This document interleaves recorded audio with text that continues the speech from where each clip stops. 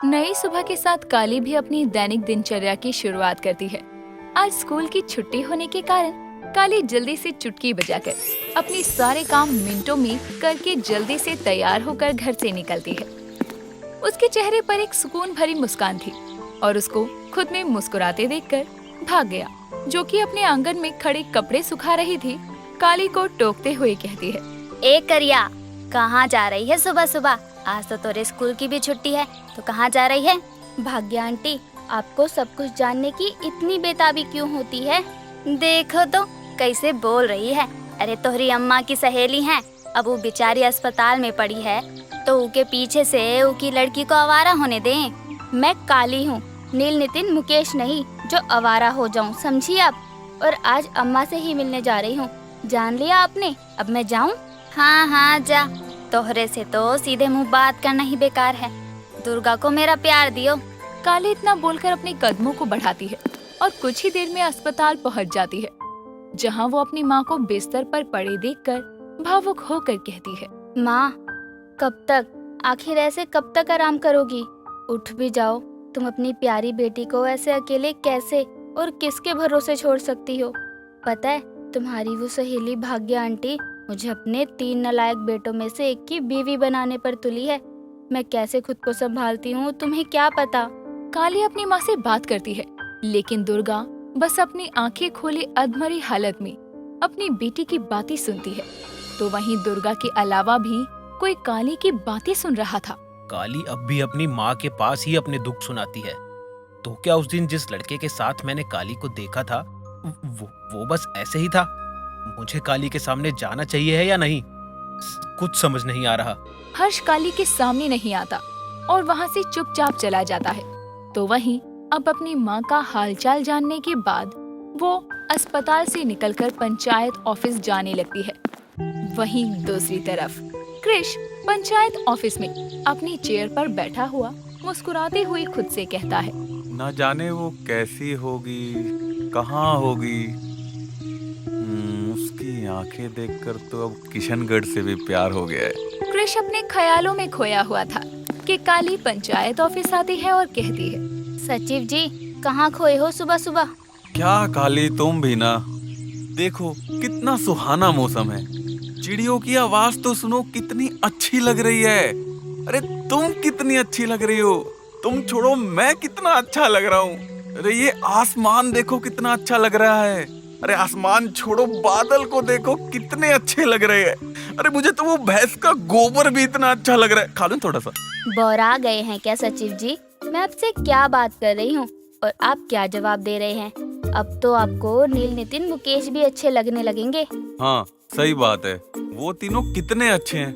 मैं ही बेकार में उनको सुनाया करता था, सब प्यार से रहेंगे और सब प्यार बांटेंगे। कितनी अच्छी चीज होती है प्यार। सुनो, गांव में कोई भी झगड़ा हो ना तो मुझे जरूर बताना। क्यों, आप उसे सुलझाओगे? नहीं, और बढ़ा दूंगा। अरे बड़ा झगड़ा होएगा तभी तो वो नकाब वाली पास आएगी। ये बोलकर कृष फिर से अपनी पढ़ाई और नौकरी की सुध बुध खोकर अपने ख्यालों में खो जाता है और काली ये देखकर चुटकी बजाती है और कृष की कुर्सी को ही गायब कर देती है, जिससे कृष जमीन पर आ गिरता है और अपने ख्यालों से बाहर आ जाता है। फिर काली वहाँ से चली जाती है। पंचायत ऑफिस के बाहर बने चौराहे पर वो देखती है कि गांव के कुछ बुजुर्गों के साथ वहाँ नील, नितिन, मुकेश भी बैठे हैं। नितिन तंबाकू और चूना मिलाकर हाथों से घिस रहा है। नील ने मुंह में पान का बीड़ा दबाया है और मुकेश हुक्का गुड़गुड़ा रहा है। ये देखकर काली कहती है, लो, क्या जमाना आ गया है। सुबह भाग्या आंटी मेरी बुराई कर रही थी और अब उनके तीनों सपूत देखो क्या कर रहे हैं। इनको तो मैं बताती हूँ अभी।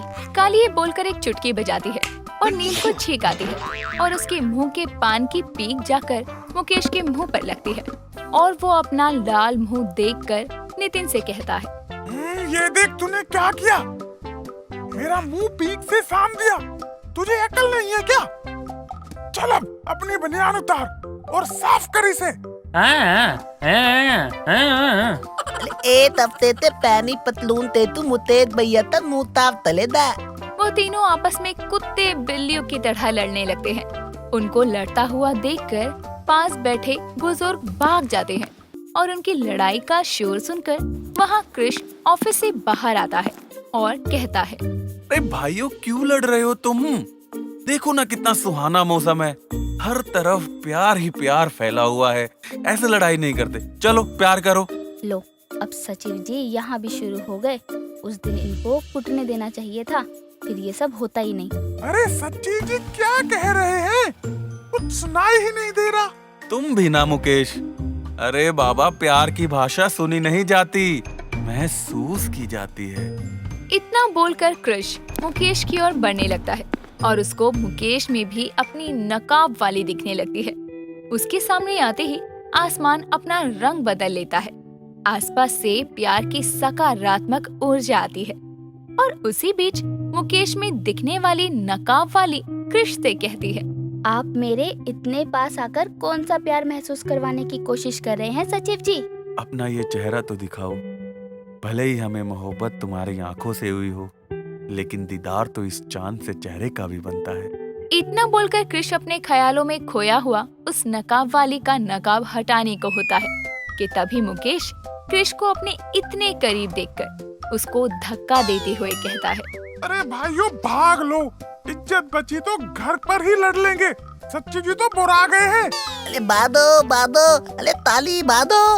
नील नितिन मुकेश अपनी इज्जत बचाकर वहाँ से भाग जाते हैं और जमीन पर गिरे हुए कृष को काली अपना हाथ देते हुए कहती है, उतरा आपके सर से आशिकी का भूत या नहीं? इतना बोलकर काली कृष को सहारा देकर उठा देती है, जिसके बाद कृष अपने कपड़े झाड़ते हुए कहता है, शुक्रिया काली। बाकी देखो, अब ये आशिक प्यार में डूब चुका है, उसका भूत तो अब नहीं उतरेगा।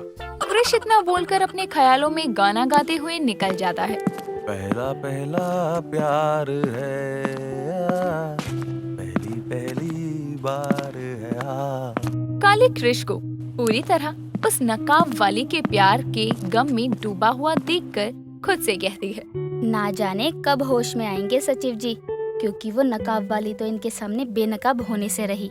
काली ये बोलकर वहाँ से चली जाती है और पैदल ही अपने घर की तरफ जा रही होती है कि तभी अचानक उसके सर में तेज की दर्द होता है और उसके कानों के कुंडल और सर का निशान चमकने लगता है। संभल कर काली, तुमको लग जाएगी। हर्ष, तुम यहाँ कैसे? तुम तो ये गांव छोड़कर चले गए थे ना? हाँ, चला गया था, लेकिन गांव में कुछ अधूरे काम बाकी थे, इसलिए मुझे यहाँ वापस आना पड़ा। और खैर, तुम इन सब बातों को छोड़ो और जरा गाड़ी में बैठो, मैं तुम्हें घर छोड़ देता हूँ। काली हर्ष की बात को सुनकर गाड़ी में बैठ जाती है और हर्ष कार ड्राइव करते हुए कहता है, लगता है काली तुमको अब भी अपने सर के निशान में दर्द होता है। अरे तुम रोज अपनी माँ से मिलने हॉस्पिटल जाती हो, तो एक बार डॉक्टर को दिखा क्यों नहीं लेती? हर्ष, पर तुमको कैसे पता कि मैं हॉस्पिटल गई थी? वो मैं अरे छोड़ो तुम यार, बहुत लंबी कहानी है। लो, तुम्हारा घर आ गया, तुम जाओ और आराम करो, मैं कल तुमसे स्कूल की छुट्टी के बाद मिलने आऊंगा। हर्ष काली को घर छोड़कर वहाँ से चला जाता है और काली अपने कमरे में आकर बैठी ही थी कि तभी उसके सामने एक गौरी प्रकट होती है और उसे छेड़ते हुए कहती है, क्या बात है, कल मिलने आऊंगा। लगता है काली के लिए किशनगढ़ गांव में स्वयंवर होने वाला है। एक तरफ कृष और एक तरफ हर्ष। गौरी की बच्ची, तेरी इन्हीं हरकतों के कारण ना तो जिंदा नहीं है, क्योंकि पता था भगवान को कि अगर तू जिंदा होकर ये बातें करती तो मैं तुझको मार देती। चली जा, मुझे बहुत थकान हो रही है, थोड़ा आराम कर लूं। काली ये बोलकर आराम करने लगती है और गौरी वहाँ से चली जाती है। दिन गुजरता है और रात का खाना खाकर जैसे ही काली अपने बिस्तर पर सोने जाती है, तभी उसके सर में अचानक दर्द होता है और कानों में बहुत सारे लोगों के सोने की आवाज आती है। हे भगवान, फिर से नहीं, मैं ये सर दर्द और नहीं सह सकती। और ये रो कौन रहा है?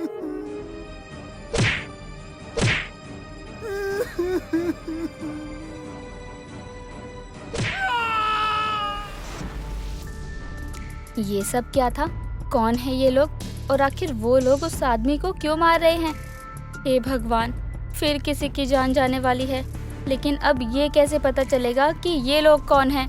काली ये सब सोचते हुए किसी तरह आधी कच्ची पक्की नींद पूरी करती है और अगले दिन सुबह उसकी आंखें थोड़ी सी सूजी हुई थी, लेकिन वो तैयार होकर स्कूल जाने के लिए जैसे ही बाहर निकलती है, बाहर उसे अपनी गाड़ी के साथ इंतजार करता हर्ष नजर आता है।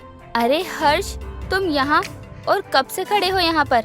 अरे वो मैं बस कुछ देर पहले ही आया। चलो आओ, तुम्हें स्कूल छोड़ दूं। हर्ष जब गया था तो मुझसे गुस्सा होकर गया था और अब वापस आया है तो बिल्कुल नॉर्मल। आखिर माजरा क्या है? अगर कहीं मैंने पूछ लिया और हर्ष गुस्सा हो गया? नहीं, हर्ष मेरा सबसे अच्छा दोस्त था और है, मैं उसे खोना नहीं चाहती। अरे क्या हुआ? अब आ भी जाओ, अगर इतनी लेट करोगी तो बच्चों को पढ़ाएगा कौन? हाँ हाँ चलो। काली इतना बोलकर हर्ष की कार में बैठ जाती है और दोनों वहाँ से आगे बढ़ते हैं। स्कूल जाने के रास्ते में काली देखती है कि गांव का एक बहुत बड़ा जमींदार मदन लाल गांव के कुछ किसानों को लाइन लगाकर पैसे दे रहा है। ये देखकर काली हर्ष की गाड़ी से उतरकर वहाँ लाइन में लगे लोगों के पास जाती है, जहाँ वो जमींदार मदन लाल की बात सुनती है, जो कि किसानों से बोलता है। देख लो किशनगढ़ वासियों, आज मैं तुम्हें मुसीबत में पैसे उधार दे रहा हूँ, इसलिए कल वापसी के समय तुम भी पैसे पूरे सूद समेत देना और तब तक तुम्हारे जमीन के कागज मेरे पास रहेंगे। ठीक है ना? ब्याज काट के। जी मालिक, जरूर। मदन लाल गरीब किसानों को कर्जा दे रहा था। तभी उसके पास उसका एक आदमी आकर उसके कान में कहता है, अरे मालिक, वो गोपाल फिर आ गया। अरे इस ससुर के नाती को आज ठिकाने लगाना पड़ेगा, सारा काम चौपट करेगा ये। संभालो कुछ देर, यहाँ का काम खत्म करके उसको अड्डे पर ले चलना, ब्याज काट के। ये गांव के जमींदार गरीब किसानों को यूं ही पैसा उधार देकर इनसे इनकी जमीनें हड़पते हैं। काली इतना देखती है कि तभी हर्ष चलने के लिए हॉर्न मारता है और काली वापस गाड़ी में बैठकर स्कूल पहुंच जाती है, जहां जाकर वो अपने दैनिक कार्यों में लग जाती है और स्कूल के बाद वो पंचायत ऑफिस के लिए निकलने लगती है। तभी उसके कानों में फिर से दर्द होता है और उसके सर का निशान चमकने लगता है। वो अपने सर को पकड़कर सड़क पर बेहोश हो जाती है और बेहोशी की हालत में बंद आंखों से उसे कुछ नजर आता है।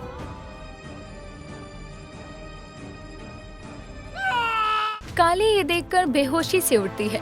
वो पूरी तरह पसीने से लथपथ हो चुकी थी, जिसके बाद वो मदन लाल का चेहरा पहचान लेती है और खुद से कहती है, काली, तेरे बाबा को तू गिरकर मरने से नहीं रोक पाई थी, लेकिन किसी और के बाबा की जान तू नहीं जाने दे सकती।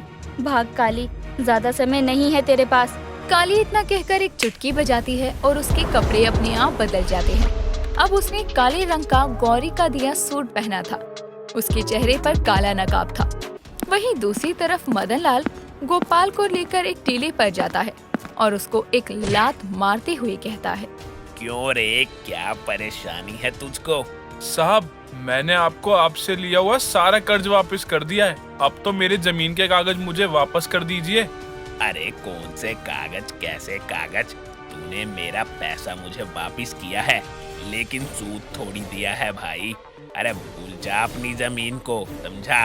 अब निकल यहाँ से, तुझे दिया समय खत्म हो चुका है मेरा। ना अब सूद चाहिए ना और कुछ, और तेरी जमीन तुझे वापस नहीं मिलेगी, समझा? ब्याज काट के। साहब, आप मेरे साथ ऐसा नहीं कर सकते। मैं आपकी थाने में कंप्लेन कर दूंगा। अच्छा, तू मेरी कंप्लेन करेगा? अबे अभी तक तो मैंने सोचा था कि तुझे जिंदा छोड़ दूं, लेकिन अब मैं ये समझ गया हूँ कि तुझे जिंदा छोड़ने का कोई फायदा नहीं है, ब्याज काट के। मदन लाल इतना बोलकर गोपाल के शर्ट का कॉलर पकड़ता है और उसको उस टीले से धक्का दे देता है, लेकिन गोपाल जैसे ही जमीन पर गिरने लगता है, तभी काली वहाँ हवा की रफ्तार से आती है और गोपाल को अपनी गोद में उठा लेती है। वहीं मदन लाल को लगता है कि उसने गोपाल को ठिकाने लगा दिया और वो वहाँ से चला जाता है। तो वहीं गोपाल खुद को जिंदा देखकर काली के आगे हाथ जोड़कर उसका शुक्रिया करते हुए कहता है, कौन हो तुम बिटिया, और शुक्रिया मेरी जान बचाने के लिए। शुक्रिया की जरूरत नहीं है बाबा, लोगों की मदद करना तो मेरा फर्ज है। और आप मुझे ये बताइए, इस जालिम मदन लाल ने आपको यहाँ से धक्का क्यों मारा? क्या बताऊं बिटिया, मुझे थोड़ा कर्ज चाहिए था बड़ी बेटी की शादी के लिए। तो मैंने मदन लाल से 20,000 रुपए लिए थे अपने जमीन के कागज गिरवी रखकर, और कुछ महीने बाद मैंने चुका दिए। लेकिन मदन लाल के दिल में खोट था, उसने मुझे कागज वापस नहीं किए, और जब मैंने पुलिस स्टेशन जाने की धमकी दी तो उसने मुझे टीले से धक्का दे दिया। बाबा अब घर चलिए, मेरा वादा है आपसे, आपकी जमीन कोई नहीं हड़पेगा जब तक आपकी ये बेटी जिंदा है।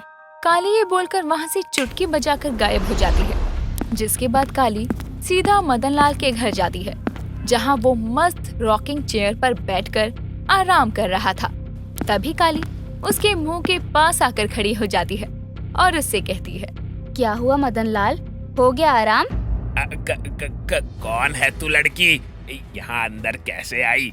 मदन लाल अपने चेहरे के इतने करीब एक नकाबपोश लड़की को देखकर डर जाता है, जिसके बाद वो हड़बड़ाहट में कुर्सी से नीचे गिर जाता है और खुद को पीछे घसीटते हुए कहता है, अरे कौन हो तुम बताओ? अरे अरे रामू कालू कहाँ मर गए सबके सब? अरे देखो यहाँ कोई घुसाया है प्याज काट के। तेरी ये पुकार तेरे ये चमचे नहीं सुनेंगे, क्योंकि उनको मैंने पहले ही ठिकाने लगा दिया है, समझे? अरे लेकिन तुम हो कौन? मैं इस गांव के हर उस इंसान की उम्मीद हूँ जो तुम जैसे पैसों के लोभी जमींदार के आगे अपनी जमीनें हार जाते हैं, तुम्हारी ऊंची ब्याज दरों के कारण अपना सब कुछ गवा देते हैं। काली ये बोलकर अपनी आंखें बंद करती है और उसके कान के इयररिंग चमकने लगते हैं और वो अग्नि देवता को याद करती है, जिसके बाद मदन लाल के आसपास आग का घेरा बन जाता है और वो जैसे ही उसमें से बाहर निकलने लगता है उसका पैर जलता है और वो अपने हाथों से अपने पैर की आग को बुझाता है। इतने में काली उसके पास लगे आग के घेरे को जैसे ही बुझाती है, वैसे ही मदन लाल लड़खड़ाते हुए बाहर की ओर भागता है। भाग मदन लाल भाग, लेकिन आज तेरी ये रफ्तार मौत को मात नहीं दे सकती। आज तक तूने कई गरीब किसानों की जमीनें हड़पी हैं, तेरी मौत भी ऐसी ही कुछ लिखी है। मदन लाल भागता हुआ घर के बाहर आंगन में आता है, जहाँ वो अपने सारे आदमियों को अधमरा देखकर घबरा जाता है। अरे ये लड़की तो मुझे मार कर ही मानेगी। अरे क्या करूं, किससे मदद मांगू? मदन लाल ने इतना बोला ही था कि तभी पीछे से काली उसकी तरफ आती है और बोलती है, तेरी मदद के लिए आज कोई नहीं आएगा। पापियों के पाप का घड़ा जब भरता है तब उनकी मदद के लिए भगवान क्या शैतान तक नहीं आते। काली ये बोलकर एक फूंक मारती है और मदन लाल अपने घर में बाहर की जमीन में धंसने लगता है, जिसके बाद उसकी गर्दन छोड़कर उसका पूरा शरीर जमीन में धंस चुका था। तभी काली कहती है, ले, तुझे जमीन की भूख थी ना, अब ले ले, जितनी जमीन चाहिए उतनी ले। माफ कर दो मुझे, मुझसे गलती हो गई। देखो मुझे पुलिस के हवाले कर दो, चाहे तो मेरा सब कुछ ले लो प्याज काट के। थोड़ी देर में यहाँ इंस्पेक्टर चुलबुल आता ही होगा और तब तक तो खुद को जिंदा बचा पाया तो, और हाँ जिंदा बच गया तो खुद से सभी की जमीनों के कागज बिना ब्याज के पैसे लिए वापस कर दियो, वरना मुझे दोबारा आकर तुझको मारने में समय नहीं लगेगा। ये बोलकर काली वहाँ से भाग जाती है और तभी मदन लाल का कुत्ता बाहर आंगन में आकर उसका मुंह चाटने लगता है। अरे हट यहाँ से, अब मेरा मुंह चाटना बंद कर, हट। मदन लाल कुछ नहीं कर पाता और थोड़ी देर में इंस्पेक्टर चुलबुल वहाँ आता है। अरे वाह जमींदार साहब, इतना प्यार है जमीन से कि उसी में धंस गए। वैसे आपके कारनामों का काला चिट्ठा अब सबके सामने है, तब आपको ये जमीन नहीं बल्कि कल का फर्श मिलेगा। पांडे जी मुझे आजीवन जेल में डाल दो, लेकिन मुझे यहाँ से निकाल दो। आप सबको उनकी जमीनों के कागज दे देना। अरे मैं कुछ नहीं कहूँगा प्याज काट के। अरे प्याज तो तेरी मैं काटूंगा, उसकी चिंता मत कर। इंस्पेक्टर पांडे मदन लाल को जमीन से निकलवा कर अरेस्ट करके ले जाता है और सभी गांव वालों को उनके जमीन के कागजात वापस करवा देता है, जिसमें गोपाल का भी नाम शामिल था। वहीं हर्ष दूसरी तरफ शाम के समय कंस्ट्रक्शन साइट से गुजरता हुआ काली के घर जाता है और काली के घर का दरवाजा बजाने लगता है, जिसके बाद कई देर तक जब कोई दरवाजा नहीं खोलता तो हर्ष वहाँ से जाने लगता है। उसको देखकर भाग्या के 3 सुपुत्र नील, नितिन, मुकेश वहाँ आते हैं और कहते हैं, आया ओला ओला ओला आई ते बोलना ताता है कि तुम यहाँ तिलते क्या तलने आए हो? अले ताली दल नहीं तंताए तोप में। कुछ बोला क्या तुमने? अरे मुकेश तुम बताओ, मुझे इन लोगों की कुछ बात समझ नहीं आई। क्या रजाई है? इस वक्त तुम रजाई का क्या करोगे? धत तेरी की, मैं तो भूल गया था कि ये बहरा है। इसने तो कुछ सुना ही नहीं होगा। ये काली के पड़ोसी भी किसी काम के नहीं है। हर्ष वहाँ से जाने लगता है, जिसके बाद मुकेश उसको रोकते हुए कहता है, अगर काली से मिलने आए थे तो वो पंचायत ऑफिस में मिलेगी। इस वक्त वो वहीं होती है। हर्ष ये सुनकर मुकेश का शुक्रिया अदा करता है और वहाँ से चला जाता है। तो वहीं मुकेश ने काली का पता हर्ष को बता दिया था। ये देखकर हर्ष के जाने के बाद नितिन मुकेश से कहता है, ता दैया तले हाल तो माला तुतमन है, ताली ते पीते पला हुआ है। आप तो पता नहीं है था, क्यों बताया? ओए आया आया क्या बोले जा रहे हो? पागल हो गए हो क्या सब? मुकेश को नील नितिन सुना ही रहे थे, लेकिन वो तो सुन ही नहीं पाता। तो वहीं दूसरी ओर हर्ष काली को ढूंढते हुए पंचायत ऑफिस जाता है, जहां वो अंदर आकर आवाज लगाता है, काली, काली कहाँ हो? हर्ष की आवाज सुनकर कृष अपने कमरे से बाहर हॉल में आता है, जहां वो हर्ष को देखकर हैरान होते हुए कहता है, अरे हर्ष, तुम यहाँ कैसे? तुम तो शहर चले गए थे ना? अरे अरे आराम से, सब बताता हूँ। वाह बेटे वाह, इतना समय लगा दिया लौटने में। अच्छा तू आ ही गया है तो ना एक बात बताऊं तुझे, मुझे ना इस गांव की एक लड़की पसंद है। अच्छा कौन है वो, कहाँ रहती है? अरे मिलवा ना। अरे वो मेरे सामने तो बस ख्यालों में ही आती है, अपने चेहरे को नकाब से ढककर। आज अचानक इतने समय बाद जब दोनों दोस्त किशनगढ़ गांव में मिलते हैं, तो हर्ष अपने यहाँ होने का सारा कारण बताता है। साथ ही ये भी बताता है कि वो इसी गांव की एक लड़की को पसंद भी करता है। थोड़ा संभल कर, कहीं नकाब के पीछे राधा नहीं राधे निकले। आजकल ये बहुत चल रहा है। ये सब छोड़। अच्छा वैसे हम दोनों पहले से दोस्त हैं, ये बात मैंने पहले किसी को नहीं बताई। जब तू इस गांव में आया था तब भी मैं तेरे से एक अनजान बन करके मिला था, पर अब भाई मैं वैसे नहीं रह सकता। दोस्तों की कमी क्या होती है, इसे मैं अब अच्छे से समझ गया हूँ। अरे कोई नहीं भाई, समझता हूँ मैं भी, इसलिए तो मैंने भी उस टाइम टोका नहीं तुझे। अब पुरानी बातें छोड़, इतने समय बाद गांव में वापस आया तो यार तुझे देखकर बहुत अच्छा लगा। और बता कैसे आना हुआ? वैसे मैं ये पूछने आया था कि काली पंचायत ऑफिस क्यों आती है? मतलब वो तो स्कूल में काम करती थी, मैंने खुद उसे स्कूल में लगवाया था, तो भाई यहाँ कैसे? अरे मैंने ही तो लगवाया काली को। हमारे गांव के सरपंच हैं जो श्री गुलशन जी, 80 साल के हैं। उससे कोई काम वाम तो होता नहीं है, इसीलिए उनके असिस्टेंट के तौर पर काली स्कूल के बाद मुफ्त में पंचायत ऑफिस में काम करती है। अच्छा, तो मतलब अब मुझे काली से मिलने के लिए पंचायत ऑफिस आना पड़ेगा। अच्छा, चल कोई नहीं, यहीं होगी वो कहीं। हर्ष का तो सही है, जिसको वो पसंद करता है उसको जाकर मिल तो सकता है, लेकिन मुझे तो पता ही नहीं वो है कौन। कृष के मन में जिसके लिए प्यार का एहसास था, उसको आज तक उसने देखा तक नहीं था, और हर्ष जो कि काली को पसंद करता था, उससे अपने दिल की बात अब तक नहीं कह पाया था। लेकिन किसका प्यार मुकम्मल होगा ये कोई नहीं जानता। क्या बीतेगी इन दोनों दोस्तों पर जब इनको पता चलेगा कि इन दोनों की मोहब्बत अलग अलग पहचान की एक ही लड़की है? ये तो आगे की कहानी में ही पता चलेगा।